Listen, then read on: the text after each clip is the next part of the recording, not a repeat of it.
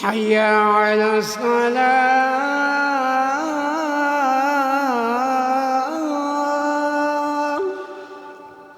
ولا قوة إلا بالله. حي على الصلاة.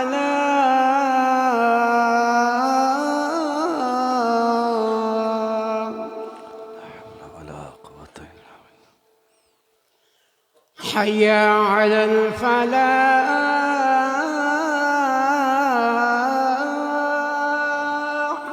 لا حول ولا قوة إلا بالله. حي على الفلاح.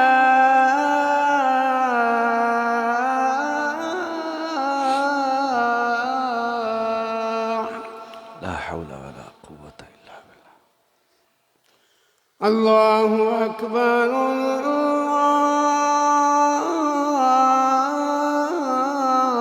الله أكبر. الله أكبر الله أكبر. لا إله إلا الله. لا إله إلا الله. اللهم صل على محمد محمد كما صليت على آل إبراهيم إنك حميد مجيد. اللهم بارك على محمد وعلى آل محمد كما باركت على إبراهيم وعلى آل إبراهيم مجيد. اللهم بارك على محمد كما باركت على إبراهيم وعلى آل إنك حميد مجيد. محمد الرسول وقام محمد الرسول بالله رب العالمين صلى الله عليه وسلم. بارك على محمد وعلى آل محمد كما باركت على آل إبراهيم إنك حميد مجيد.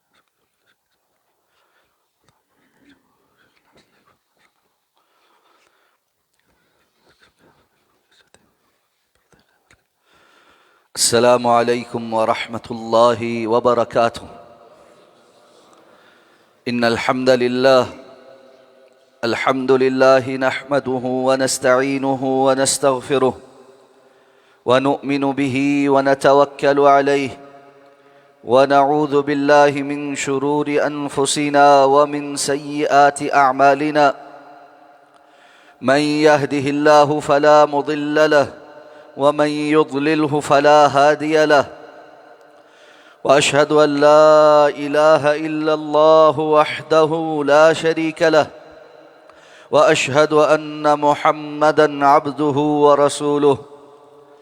اللهم صل على محمد وعلى آل محمد كما صليت على إبراهيم وعلى آل إبراهيم إنك حميد مجيد. اللهم بارك على محمد وعلى آل محمد كما باركت على إبراهيم وعلى آل إبراهيم إنك حميد مجيد. أما بعد، فإن خير الحديث كتاب الله وخير الهدي هدي محمد صلى الله عليه وسلم وشر الأمور محدثاتها وكل محدثة بدعة وكل بدعة ضلالة وكل ضلالة في النار. رب اشرح لي صدري ويسر لي أمري واحلل عقدة من لساني يفقه قولي. اللهم انفعنا بما علمتنا وعلمنا ما ينفعنا وزدنا علما. رب أعوذ بك من همزات الشياطين وأعوذ بك رب أن يحضرون. أما بعد، فأعوذ بالله من الشيطان الرجيم. بسم الله الرحمن الرحيم. ولكن الله حبب إليكم الإيمان وزينه في قلوبكم وكره إليكم. ہم سب کا ایمان ہے کہ اللہ تعالیٰ نے دین اور شریعت کو باعث خیر بنایا ہے. جو بندہ اللہ کے احکامات کے مطابق عمل کرے گا وہ دنیا اور آخرت میں خیر سمیٹے گا. اور جو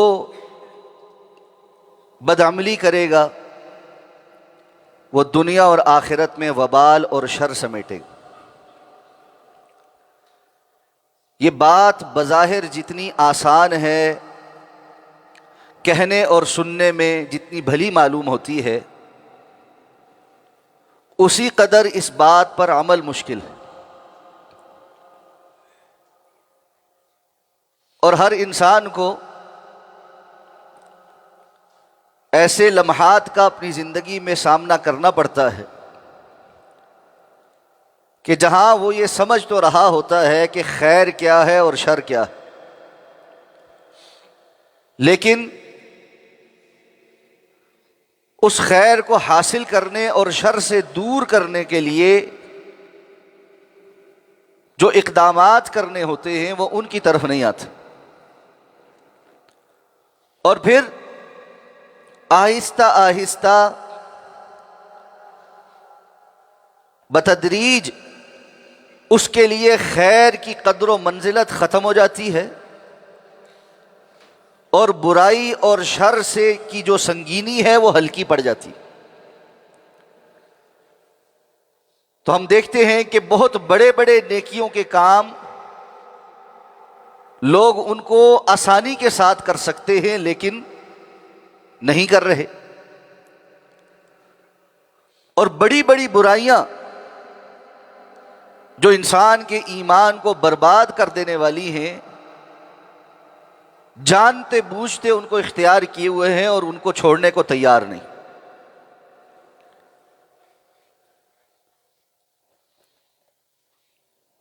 جب تک میں اور آپ اس بارے اپنے آپ سے سوال نہیں کرتے،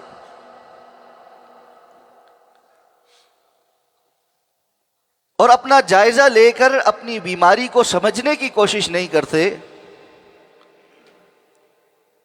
انسان کے لیے عمل پر ثابت قدمی اور استقامت یہ ممکن نہیں ہوتی۔ ہم سب کو زندگی میں بعض ایسے مواقع بھی میسر آتے ہیں کہ دل چاہتا ہے کہ ہم خیر کا کام کریں، برائی سے دور ہو جائیں، کچھ عرصے کے لیے یا کچھ لمحات کے لیے ہم ایسا کر بھی لیتے۔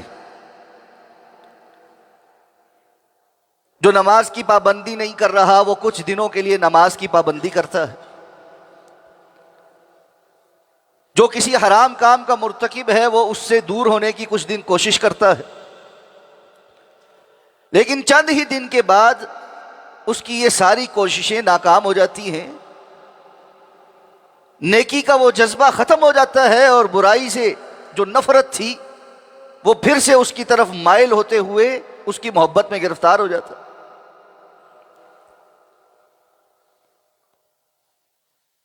یہ صورتحال اس لیے بار بار آتی ہے کہ جس سمت کے اندر، جس جانب مجھے اور آپ کو توجہ کر کے محنت کرنے کی ضرورت ہے، ہم اس کو آئیڈینٹیفائی نہیں کر پاتے، ڈائگنوز نہیں کر پاتے کہ بیماری کہاں۔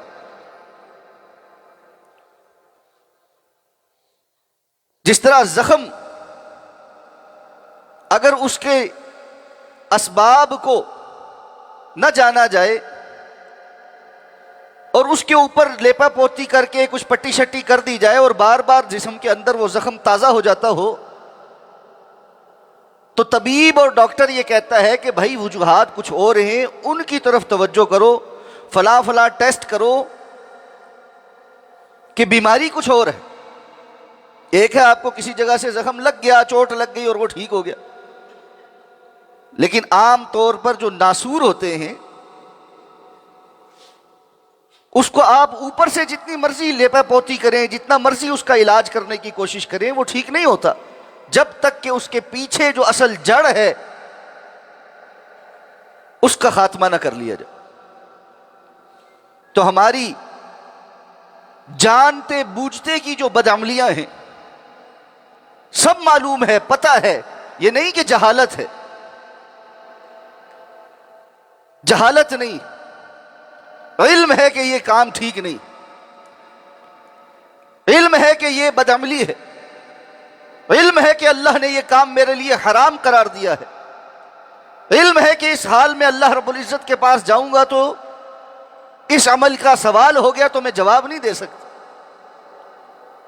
علم ہے کہ یہ چیز خیر کی ہے اور مجھے اس کو حاصل کر لینا چاہیے، لیکن اس کے باوجود جانتے بوجھتے کی جو بدعملی ہے یہ بڑی پریشان کن ہے، اور اس کا اصل جو منبع ہے اور اس کی جو اصل بیماری کی جو وجوہات ہیں ان کو سمجھنا بڑا ضروری،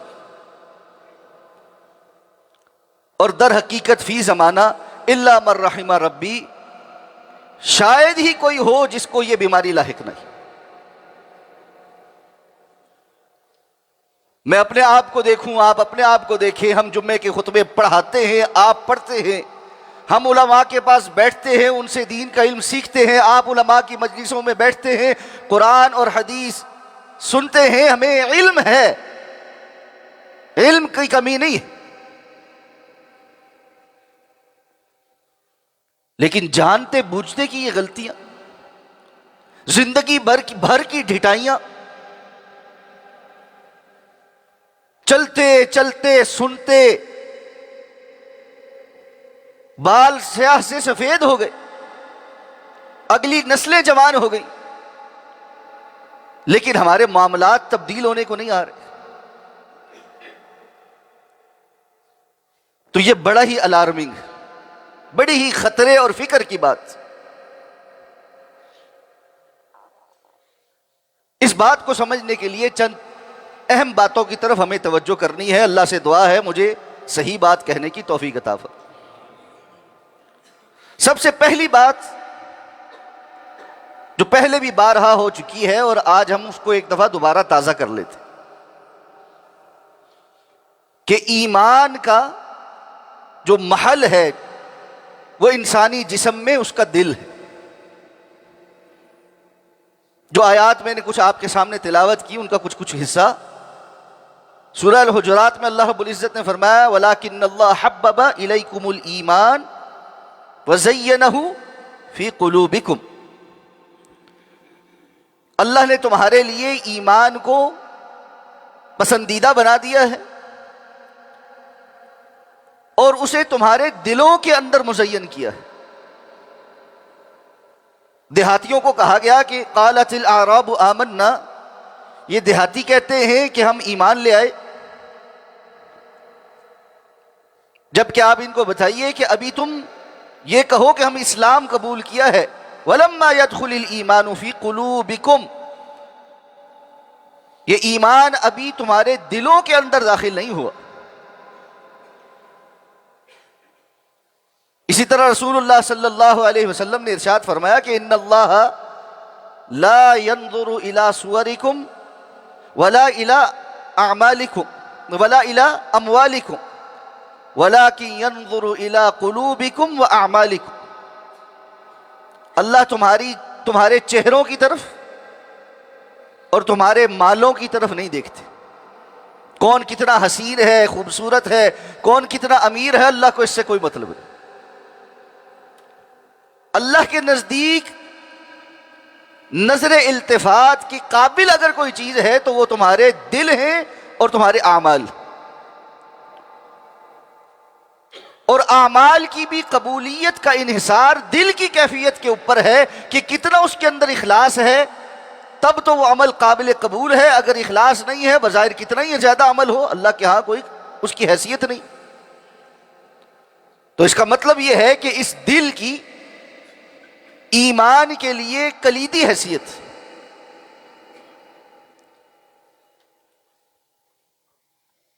اور اسی لیے اس دل کے اوپر محنت اور اس کی ایمانی کیفیات کو پرکھنا عمل کے لیے یہ بڑا ضروری ہے۔ تو اللہ رب العزت نے جب اس ایمان کو دل کے اندر جگہ دینے کا حکم دیا ہے تو مجھے اور آپ کو یہ دیکھنا بھی پڑے گا نا کہ آیا ہمارے دل کے اندر اس ایمان کے لیے کوئی گنجائش ہے یا جگہ ہے؟ دیکھیں اس کی مثال ایسے ہی ہے کہ جیسے ایک کمرہ ہے، اس کے اندر بہت سا سامان پڑا ہے. اگر میں آپ کو یہ کہوں کہ بھائی آپ یہ مزید کچھ سامان ہے، بڑی قیمتی چیزیں ہیں، یہ اپنے اس کمرے میں رکھ لیں، اور وہ کمرہ بالکل کھچا کھچ بھرا ہوا ہے، تو وہ چیز جو میں آپ کو دے رہا ہوں وہ کتنی ہی قیمتی کیوں نہ ہو، اس بھرے بھرے کمرے کے اندر کوئی گنجائش نہیں پائے گی، آپ اس کے رکھنے کی کوئی جگہ نہیں پائیں گے. آپ کو لازماً وہاں پر گنجائش پیدا کرنی پڑے گی، اور یہ گنجائش پیدا کرنے کے لیے ضروری ہے نا کہ اس کمرے کا دروازہ کھلے، آپ اندر سے جو سامان بھرا ہوا ہے اس کو باہر نکالیں اور قیمتی چیز کو اندر داخل کریں. اگر اس کمرے کا دروازہ جام ہو جائے، لاک ہو جائے،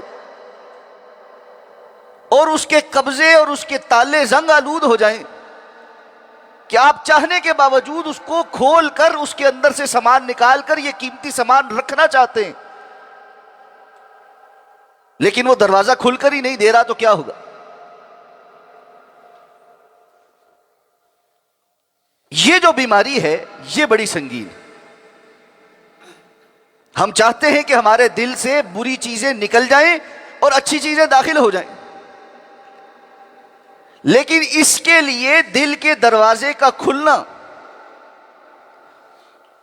اور اندر جو غلاظت ہے اس کا باہر نکلنا اور خیر کا اندر جانا ضروری ہے. جب تک یہ دروازہ نہیں کھل رہا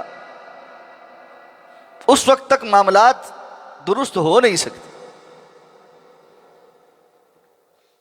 اللہ تعالیٰ نے بنی اسرائیل کے جو کام تھے اور کرتوت تھے اس کے نتیجے میں ان کے بارے میں ایک تبصرہ فرمایا قرآن مجید. اللہ تعالیٰ فرماتے ہیں کہ ثم قست قلوبکم من بعد ذلك فہی کالحجارہ او اشد قسوہ وان من الحجارة لما يتفجر منه الانہار وان منها لما يشقق فيخرج منه الماء وان منها لما يهبط من خشية الله وما الله بغافل عما تعملون. تمہارے دل قست قلوبکم، تمہارے دل بڑے سنگ آلود ہو چکے، تمہارے دل بڑے سخت ہو چکے، پتھر ہو چکے، اور ایسے پتھر ہوئے ہیں کہ پتھر بھی کیا سخت ہوگا، او اشد قسوہ، پتھروں سے بھی تمہارے دل زیادہ سخت ہو گئے ہیں. اس لیے کہ کتنے ہی پتھر ایسے ہیں لما يتفجر منه الانہار کہ جن کے درمیان سے نہریں بہ جاتی ہیں، کتنے پتھر ایسے ہیں جو پھٹ پڑتے ہیں اور ان میں سے پانی نکل آتا ہے، اور کتنے ہی پتھر ایسے ہیں لما يهبط من خشیۃ اللہ جو اللہ کی خشیت کی وجہ سے پھٹ پڑتے. بنی اسرائیل کو یہ کیوں کہا گیا؟ موسیٰ علیہ السلام کو دیکھ رہے ہیں، اللہ رب العزت کی طرف سے آنے والی وحی کو سن رہے ہیں، معجزات کو دیکھ رہے ہیں، موسیٰ علیہ السلام کے بعد آنے والے پے در پے انبیاء سے اللہ کی باتیں سن رہے ہیں، لیکن عمل کے وقت بیٹھے. اور سب سے زیادہ تذکرہ اللہ رب العزت نے بنی اسرائیل کا کیا ہے قرآن مجید. کیوں کیا ہے؟ کہ ان کی حالات ہمارے موافق، اور رسول اللہ صلی اللہ علیہ وسلم فرمایا تھا تم پچھلوں کہ نقش قدم پر چلو، تو جو ان کے حالات تھے وہی ہمارے حالات بھی. تو دلوں کی سختی، دل کا بہت سخت ہو جانا، سنگ دلی، کہ ایمان اندر جا کر کوئی جگہ بنا ہی نہ پائے. آپ کسی بھی پتھر کے اوپر کوئی بھی بیج رکھ دیں اور اس کو پانی دیتے رہیں، وہ بیج اس پتھر کے اوپر نہیں جم سکتا.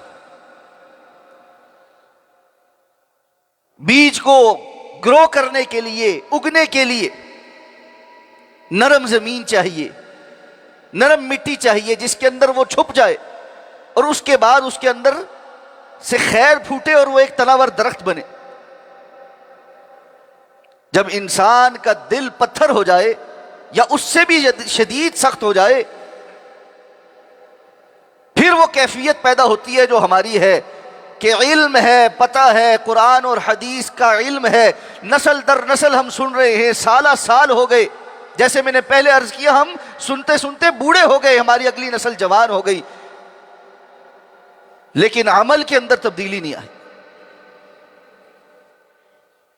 وقتی طور پر ہمیں اچھا لگتا ہے، بات اچھی لگتی ہے، ہمارے سر بھی ہلتے ہیں، ہمارے دلوں میں بھی کچھ ارتعاش پیدا ہوتا ہے، لیکن تھوڑے سی دیر کے بعد ہی ہم یکسر فراموش کر دیتے ہیں کہ ہم نے عمل کے میدان میں اپنے اندر کوئی تبدیلی لے کر آنی تھی۔ اور اس کے مقابل دلوں کی نرمی، دلوں کا زرخیز ہونا، یہ اللہ کو بڑا پسند۔ رسول اللہ صلی اللہ علیہ وسلم کے چند فرامین جاننے کی کوشش کریں۔ آپ صلی اللہ علیہ وسلم کی حدیث، حضرت عبداللہ ابن عمرو ابن العاص رضی اللہ عنہما، یہ باپ بیٹا دونوں صحابی، وہ فرماتے ہیں کہ رسول اللہ صلی اللہ علیہ وسلم سے پوچھا گیا ای الناس افضل، اللہ کے رسول لوگوں میں کون سے لوگ فضیلت والے، افضل زیادہ بہتر کون لوگ ہیں؟ ہر قسم کے لوگ موجود ہیں، ہم سمجھتے ہیں جس کے پاس وسائل زیادہ ہیں، اسباب زیادہ ہیں، مال دولت زیادہ ہے، وہ بہت اچھا ہے، وہ زیادہ برتری میں ہے۔ تو یہ سوال صحابہ نے پوچھا اللہ کے رسول سے، ای الناس افضل۔ آپ صلی اللہ علیہ وسلم نے دو صفات بیان کی۔ آپ صلی اللہ علیہ وسلم نے فرمایا کل مخموم القلب، کل مخموم القلب وصدوق اللسان، ہر وہ بندہ جو مخموم القلب ہو اور صدوق اللسان ہو۔ صدوق اللسان بہت سچی زبان والا۔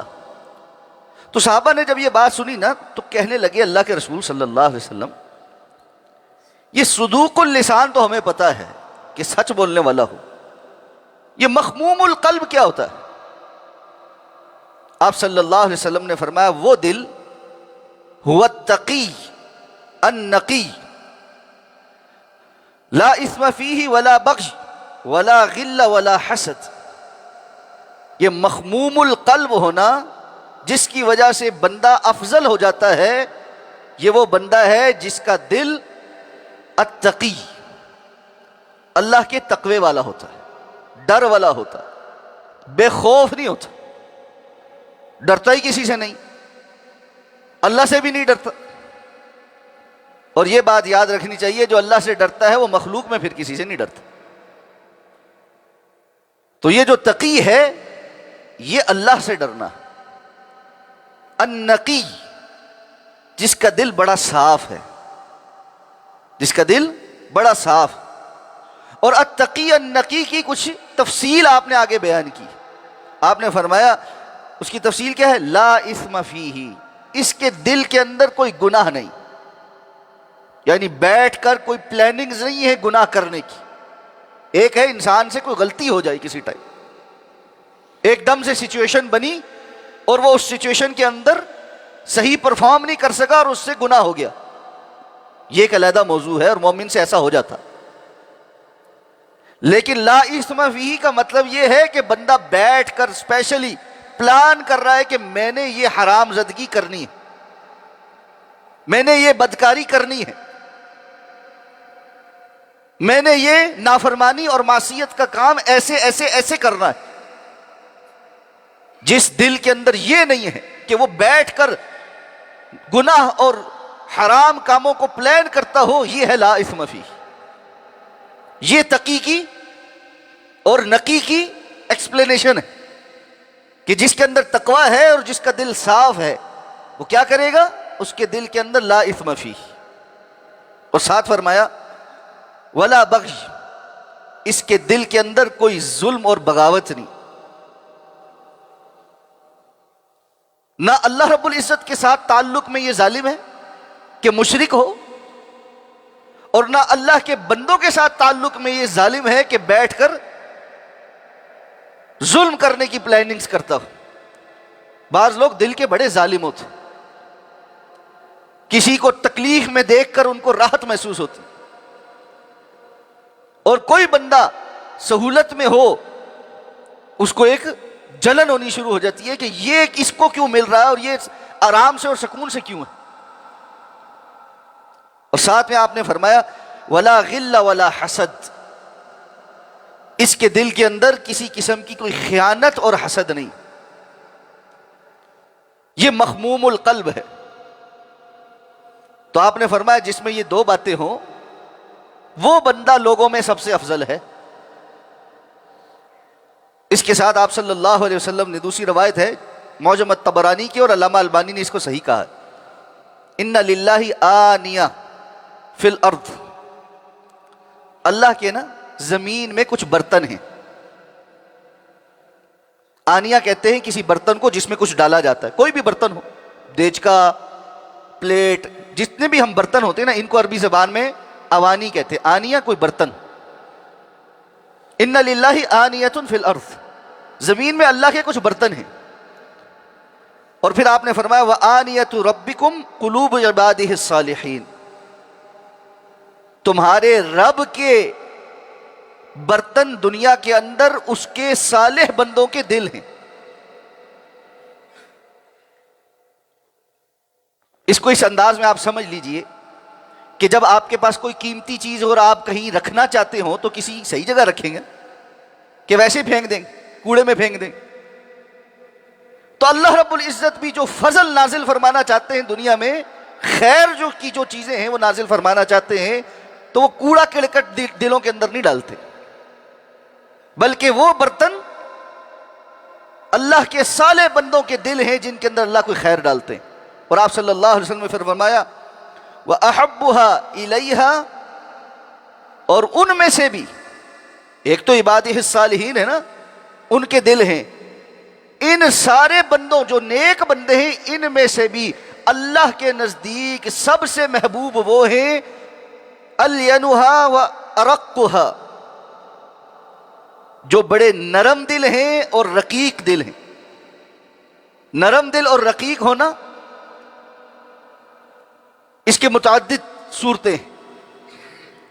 جس طرح ہم نے بات کی کہ دل سخت ہو جاتے اور ہم ان کی سختی کو سمجھ رہے ہیں کہ دل سخت ہونا کیا ہے، کیونکہ ہم اس دل کی سختی کا شکار ہیں. تو انسان جس چیز کا شکار ہوتا ہے اس کو فوراً پتہ لگ جاتا ہے کہ ہاں یہ بات ہو رہی.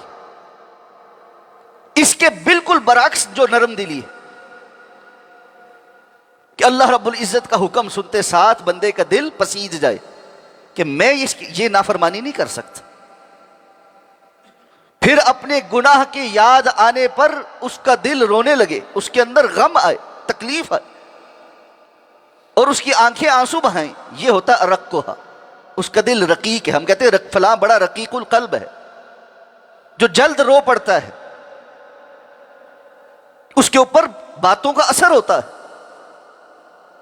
اس کے اوپر اس کے اندر جذبات ہوتے. جو بندہ کبھی رویا ہی نہیں، یہ کوئی کمال نہیں، کیونکہ اس کا دل سخت ہو چکا. تو اللہ کے رسول صلی اللہ علیہ وسلم نے فرمایا کہ اللہ رب العزت کو اپنے بندوں کے دلوں میں سے سب سے محبوب دل وہ ہیں جو سب سے زیادہ نرم ہیں اور سب سے زیادہ رقیق ہیں. اور قرآن مجید نے اس رقت کی بہت ساری جو کیفیات ہیں وہ قرآن میں بیان کی ہیں کہ اہل ایمان وہ ہوتے ہیں اذا تلیت علیہم آیاتہ زادتہم ایمانا، جب اللہ کی آیات ان کے سامنے تلاوت کی جاتی ہیں ان کا ایمان بڑھ جاتا ہے. تقشعر منہ جلود الذین آمنوا، اللہ کے وہ بندے ایسے ہیں ان کی دل کی کیفیات ایسی ہوتی ہیں کہ جذبات اس قدر اور اللہ کی خشیت طاری ہو جاتی ہے کہ جسم کا رونگٹا کھڑا ہو جاتا. ثم تلین جلودہم وقلوبہم الی ذکر اللہ، پھر ان کی جلد بھی اور ان کے دل بھی اللہ کے ذکر کی جانب بڑے نرم ہو جاتے. باڈی لینگویج جس کو ہم کہتے ہیں اللہ کی آیات اور اللہ کا حکم سنتے ساتھ اس کی باڈی لینگویج ایک دم سے سر تسلیم خم کرنے والی ہو جاتی. اور آپ ذرا معاشرے کے اندر کسی بندے کو اللہ کا حکم سنا کر اس کی باڈی لینگویج دیکھیں, ایسے پھڑکتے ہیں جیسے مچھلی کو پانی سے باہر نکال دی. یہ کیسے جی, آپ نے ہمیں یہ کیسے کہہ دیا, ہم کیوں یہ بات مانیں؟ ہر وقت کی پابندی, ہر چیز چھوڑ دیں. آپ تو چاہتے ہیں ہم مسکرائیں بھی نہ, ذرا سی زندگی کے اندر کوئی انجوائمنٹ آتی ہے اور آپ لوگ پابندیاں لگانے شروع کر دیتے. آپ تو چاہتے ہی ہیں کہ عورتوں کو گھروں میں بند کر دیں, چادروں کے اندر لپیٹ دیں, اب ہم گھر سے باہر نکلتے ہوئے ٹینٹ پہننا شروع کر دیں. یہ ساری باتیں یہ دل کے اس پھڑکنے کی علامت ہے جو اللہ کا ذکر سنتے ساتھ اس باڈی لینگویج میں آ جاتی ہے جو یہ کہتی ہے کہ میں نے بات نہیں ماننی. اور اس کے مقابل اللہ کے بندے ہیں, اللہ کی بندیاں ہیں. کہاں گئی وہ کیفیات جب ہمیں یہ پڑھتے ہیں سیرت میں کہ اللہ کی آیات نازل ہو رہی تھی اور حضرات صحابہ کرام اس کو سن رہے تھے, اور سنتے سنتے ان پر یہ کیفیات طاری ہوئی کہ پاؤں کے اندر لرزش آ گئی, آنکھوں سے آنسو جاری ہو گئے, اور کھڑا رہنا محال ہو گیا, اور وہ گھٹنوں کے بل زمین پر گر گئے. کبھی یہ کیفیت میری زندگی میں طاری ہوئی کہ اللہ کا کوئی حکم سنتے ساتھ دل اس قدر کپ کپائے اور اتنا نرم ہو جائے, اور پوری باڈی لینگویج اس کا ایک ایک رونگٹا اللہ کی اطاعت اور فرمانبرداری کے سامنے سر تسلیم خم کرتے ہوئے اس قابل نہ رہے کہ میں کھڑا ہو سکوں.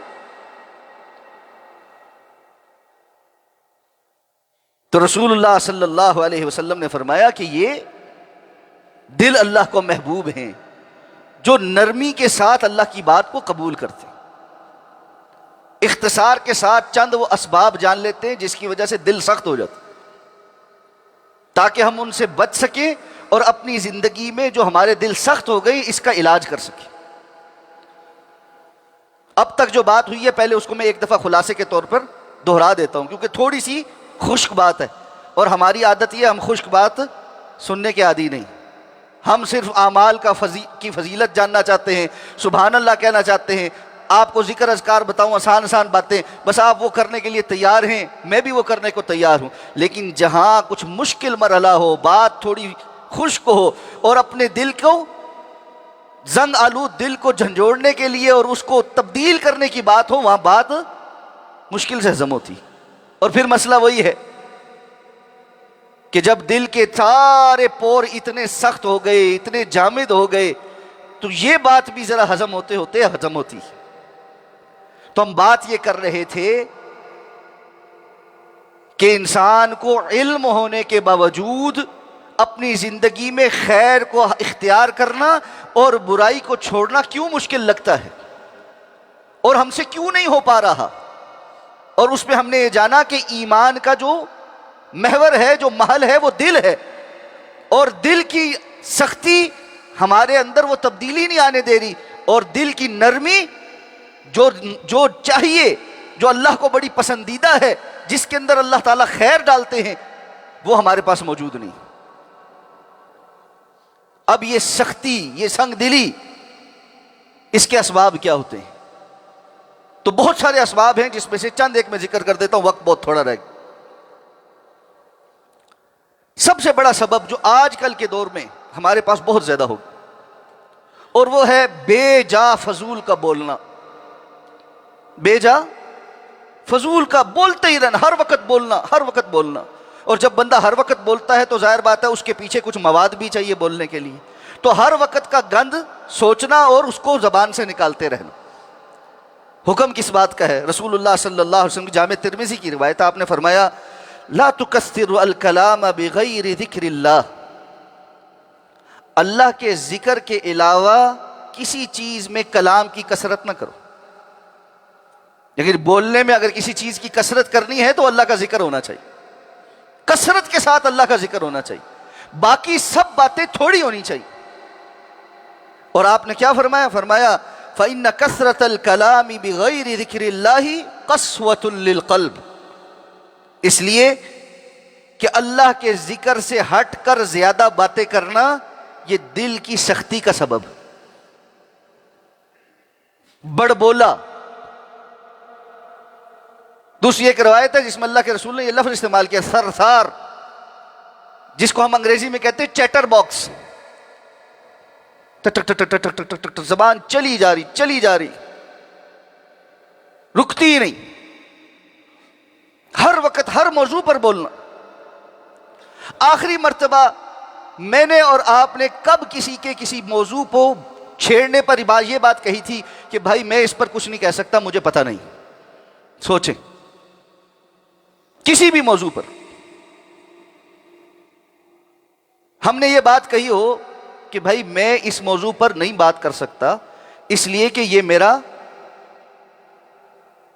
تخصص نہیں ہے، میری اسپیشلٹی نہیں ہے کہ میں اس پر بات کر سکوں. فلکیات سے لے کر زمین کی تہ تک، اللہ رب العزت کی ذات سے لے کر اس دنیا کے عام انسان تک، ہر موضوع پر جب ہم سے کوئی بندہ کوئی بات چھیڑ دے ہم اس میں شروع ہو جاتے. کس لیے؟ کیوں؟ اور پھر کسی کے عیب جوئی اور غیبت چغلی اور جھوٹ اور اس طرح کی باتیں، اس میں تو ایسی زبان چلتی ہے کہ سپر سونک میزائل بھی ویسے نہیں چل سکتا. تو آپ صلی اللہ علیہ وسلم نے فرمایا اس کو اللہ کے ذکر کے سوا کثرت کلام نہ کیا کرو. دوسری بات، اللہ سے کیے گئے عہد کو توڑ دینا یہ دل کی سختی کا باعث ہو. اور اللہ سے ہمارا عہد کیا ہے؟ اشہد ان لا الہ الا اللہ واشہد ان محمد الرسول اللہ. اس گواہی کے ساتھ ہم ایک عہد میں داخل ہوئے. اس عہد کے تقاضے ہیں کہ نماز پڑھی جائے.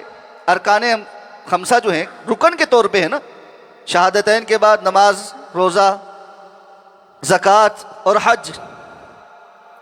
یہ 5 ارکان میں جب بندہ ڈنڈی مارنا شروع ہو جاتا ہے نا، اپنے دل کی سختی لاتا ہے.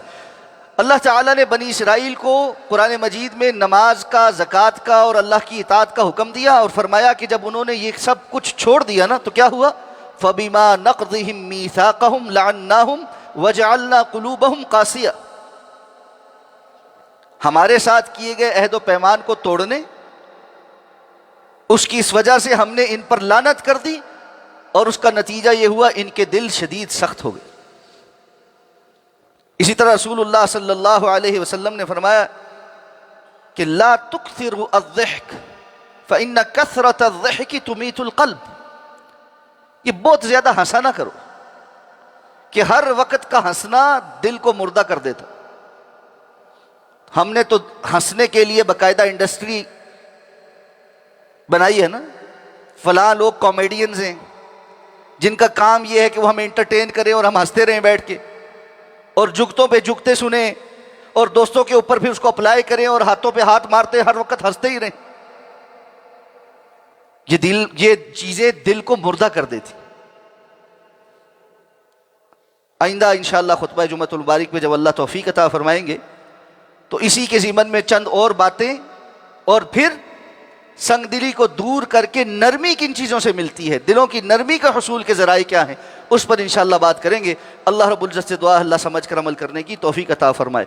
اقول قولی ھذا واستغفر اللہ لی ولکم ولسائر المسلمین برحمتک یا ارحم الراحمین.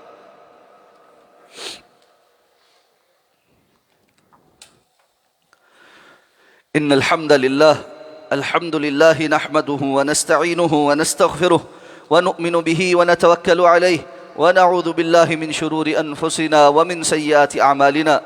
من يهده الله فلا مضل له ومن يضلله فلا هادي له واشهد ان لا اله الا الله وحده لا شريك له واشهد ان محمدا عبده ورسوله. استاد مکرم قاری عبداللطیف قریشی صاحب حفظہ اللہ تبارک و تعالیٰ کی صحت ناساز ہے. پچھلے کئی دنوں سے وہ مسجد نہیں تشریف لا رہے تھے اور 2 دن ہسپتال میں ایڈمٹ بھی رہے. آج اللہ کی توفیق سے الحمدللہ ان کو مسجد میں دیکھ کر بڑی خوشی ہوئی. دعا کریں اللہ ان کو کامل شفا عطا فرمائے. اسأل اللہ العظیم رب العرش العظیم ان یشفیہ. اسأل اللہ العظیم رب العرش العظیم ان یشفیہ. اسأل اللہ العظیم رب العرش العظیم ان یشفیہ. اللہم اشف مرضانا ومرضى المسلمین. اذهب البأس رب الناس واشف انت الشافی لا شفاء الا شفاؤک شفاء لا یغادر سقما. اللهم ارحم على احوالنا ولا تنظر الى سوء اعمالنا سبحان ربك رب العزة عما يصفون وسلام على المرسلين والحمد لله